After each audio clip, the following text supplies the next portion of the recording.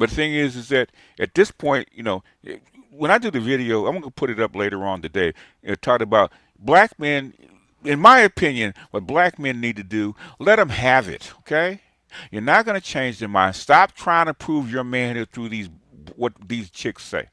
Just let them have it. Okay, if they say that you're the worst man on the planet, and in their opinion, let them have it. Stop trying to prove these chicks wrong. Okay, free yourself. Okay, you know what, baby? If that's the way you feel about me, you got it. Okay, go find your man and go be happy. Cause I'm out. Black men just to say, you know what, you baby, you got it. I ain't no good. I ain't shit. Okay, I ain't been shit. I ain't never gonna be shit. Then I'll give you that. Granted, I'm out. Okay, go find your man. Go find your man. Leave me completely alone. Go find your man, the man that's gonna do you right. Cause it ain't gonna be me. Go find him. We need to do that. Stop trying to prove your manhood through these chicks, okay? Because they're not going to change. Even if the truth is evident, they're not going to change, okay? And this is another one that's evident of it. This is sent to me, okay?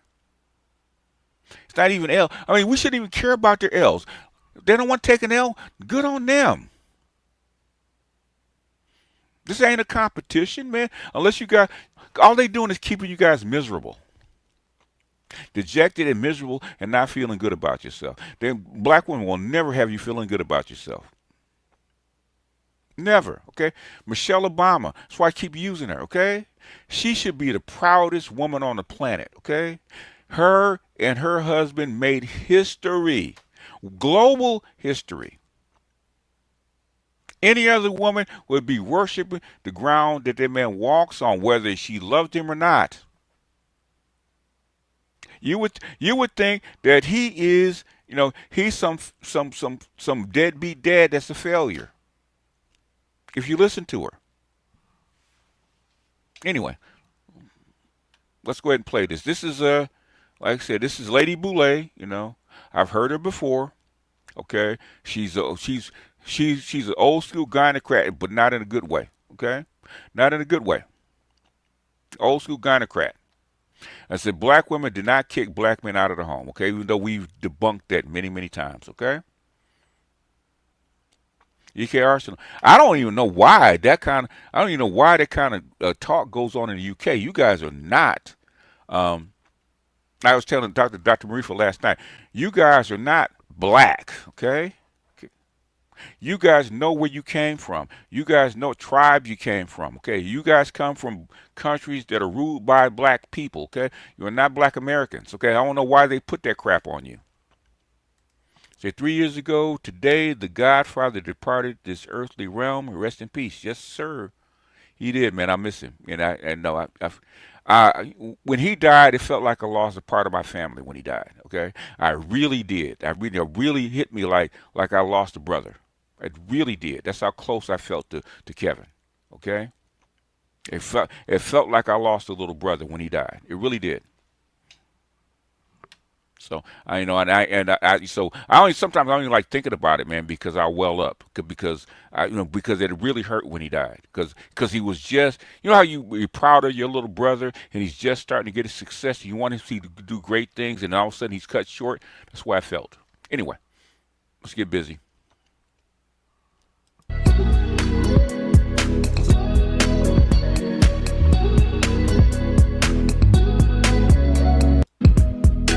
Subscribing to the channel. Thank you for your thumbs up, for your comments, and thank you for sharing the videos. Thank you for all you do to support the channel. And yes, we are commanded to love one another, whether we want to or not, or whether we agree with each other or not.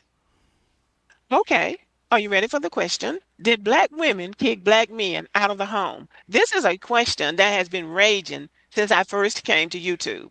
It was all the rage when I first came on here. Black men in the manosphere again claiming that the black family was destroyed because black women kicked black men out of the home. So I got this comment from Daniel Watson yesterday when I posted the video about why black people fail for integration. It is the question that I don't think has ever been adequately. It had why black people fell for integration. Okay, it wasn't a choice. This is why. Uh, um, some women, well, some people that's supposed to be educated are not educated. You have no choice. Three ways to get rid of an unwanted population, right? Okay, deportation, which is probably the easiest way, probably the best way. Okay, uh, uh, integration, okay, which or assimilation, which the Native Americans had to go through in America. Okay, they got assimilated into whiteness. Okay, and the third one is you don't want to talk about. Okay, which is elimination, and they did think about it.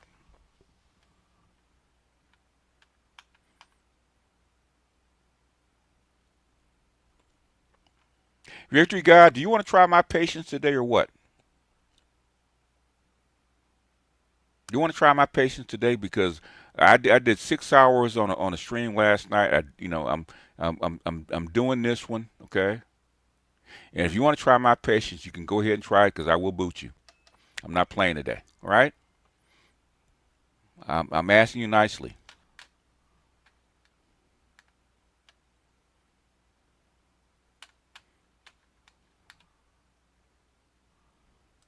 Answered, although people have tried, but so much passion and so much anger seems to be centered around this question that, we don't get a lot of clarity. So this is what Daniel Watson said. Ms. Boulay, there was a person, agent, in the black manosphere on social media that claims black females back in the 60s and 70s wanted to replace black men with the government by taking the public welfare I'm that person. They did. That's very true. They said so, okay? They did say so. We'll get to that. deal. The deal that had the man out of the house statute in the law. His source is the Moneyhan report or Moneyhan theses. No, it's not the source. The source comes from source comes from um, it actually comes from I forget what the book's name is. It's actually a book about the child support when it actually talks about the welfare system, right? In other words, the AFDC, Aid to Families with Dependent Children, right? Okay, or FDC, Families with Dependent Children, was actually a Social Security law. Okay, in other words, what FDR said is that uh, women that were actually widows were supposed to get their husband's Social Security, right? But things they weren't old enough. So what they did was give them uh, aid, okay, aid to dependent children, okay, aid to the white women that were actually where husbands had died, right? But during the Depression, so many white men left the family to find work and never came back. Okay, they allowed for what? For abandonment. Allow for abandonment. Okay, that was in the 30s. Black women did not get AFDC until the 60s, and they had to fight for it because in the book she was saying that for the most part, okay, for the most part, black women were considered part of the workforce. You had about 10 states, mostly southern, that said that black women could not get welfare because they could work. Black women were not eligible for welfare or any kind of aid because they could work. So government aid was not extended to black women because they were part of the labor force, just like the black men were. They had to fight for it, and they did not get it until civil rights. Okay, I think it was either the very late 50s or the early 60s. I think it was 1960 or 61. Right? We actually documented that. And the man in the house rule came from where? It actually came from the AFDC statute that you had to either be one where the husband died, or two where the husband abandoned you. In fact, there was a court case, I think it was in Texas, where the judge refused to give black women AFDC unless they could either come up with two things: either an exhaustive search of that husband could not be found, or have a death certificate of that said husband. Right? It could only had to be either abandoned or the husband had to be dead. They did not change that until until the man in the house rule in 1968 because a white woman in North Carolina sued the federal government about AFDC because she had not a husband but a boyfriend. that lived with her, part time with her, a boyfriend. And even now, there's quasi rules about the man in the house. Okay, there's quasi rules. But the thing is, it was not struck down by black people. It was actually struck down by white women. White women had to adhere to the same rule. Okay, the same rule. I love the scene from Eve's Bayou where Samuel L. Jackson's character tells his concerned daughter that the women of his family are always mad. His wife, his mother, and sister. Yeah. Respectfully, my grandfather told me you barely had any black women that stayed home because you couldn't afford them to do so. Yeah. Well, the thing is, the thing is, most of these people that say this shit don't have not read a goddamn thing, and that's the problem. Okay. And according to some in the black manosphere, is what led to the destruction of the black family community. The black manosphere didn't come up with that. That was said well before the black manosphere. Okay. The black the black the black manosphere did not say that. Okay. You keep blaming that shit on the black manosphere. Black manosphere never said that. Was said in the 70s. Okay. They said that about welfare in the 60s and 70s. Okay. Black manosphere did not come up with that shit. Even black women, black female scholars say the same shit. Okay. Not social integration. According to what you've seen in the 60s and 70s, is this true? I really thank Daniel Watson for this question. He comments from time to time on my videos, and his responses are always thought provoking. And since he asked me, according to what I've seen, is it true? I'm going to share my response with you. So I responded, no, those men are losers. The men in the black manosphere primarily are losers, and this is my opinion. There is no welfare check or government program that would put more money into a house than a working man. That's bullshit. That is bullshit.